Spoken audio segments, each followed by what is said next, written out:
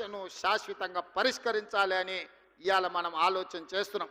అందుకే ఈరోజు ఎంతమంది ఎంత విష ప్రచారం చేసినా, రియల్ ఎస్టేట్ దెబ్బతిన్నదని సోషల్ మీడియాలో ప్రకటనలు చేసినా, ఇవాళ సూటిగా మీడియా మిత్రుల ద్వారా తెలంగాణ సమాజాన్ని నేను చెప్పదలుచుకున్నా.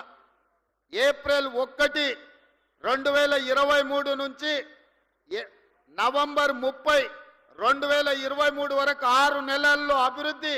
అదేవిధంగా మన ప్రభుత్వం వచ్చినాక ఏప్రిల్ 1, 2024 నుండి నవంబర్ 30 తారీఖు వరకు పోల్చినప్పుడు హైదరాబాద్ నగర రియల్ ఎస్టేట్ దాదాపుగా 29% అభివృద్ధి చెందింది. ఇది మా నిబద్ధతకు, మేమిచ్చిన అనుమతులకు హైదరాబాద్ నగరానికి రియల్ ఎస్టేట్ ఆదాయం పెరిగింది, తగ్గలేదు.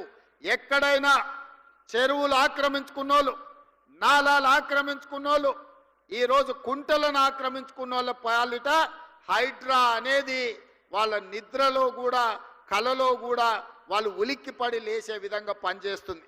హైడ్రా మీ ఆస్తుల దగ్గరికి రాలే, మీ అనుమతులున్న నిర్మాణాలు కూలగొట్టలే, అక్రమంగా చెరువుల్లో, అదేవిధంగా కుంటలలో, అదేవిధంగా నాలాలు ఆక్రమించుకొని హైదరాబాదు నగరాన్ని అభివృద్ధిని అడ్డుకొని దెబ్బతీసి ఈరోజు ఆ నీళ్లు రోడ్ల మీదకి వస్తుంటే వాటి ఆక్రమణలు తొలగించడానికి మాత్రమే హైడ్రా పనిచేస్తుంది.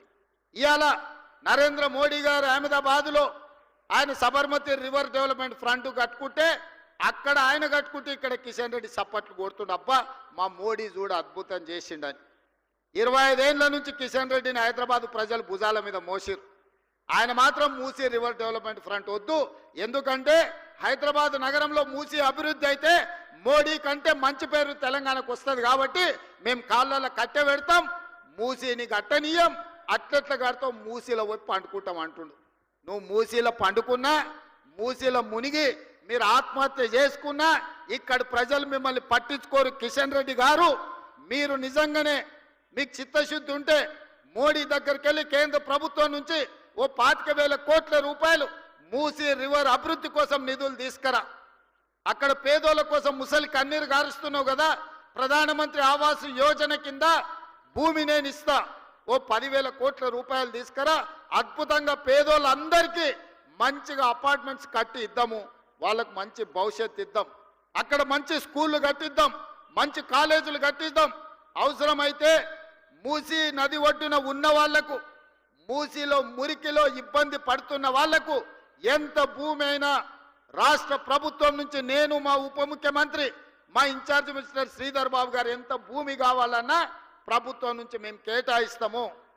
ప్రధానమంత్రి ఆవాస్ యోజన కింద ఈ పేదలకు మంచి అపార్ట్మెంట్లు కట్టించడానికి ఒక 10,000 కోట్ల రూపాయలు నరేంద్ర మోడీని అడిగి తీసుకురా. కిషన్ రెడ్డి గారు, మీరు సికింద్రాబాద్ నుంచి 2వసారిగా మంత్రి అయినరు, 3 సార్లు ఎమ్మెల్యే అయినరు, భారతీయ జనతా పార్టీ అధ్యక్షుడు, మీకు బాధ్యత లేదా? మోడీ దగ్గర ప్రతి సంవత్సరం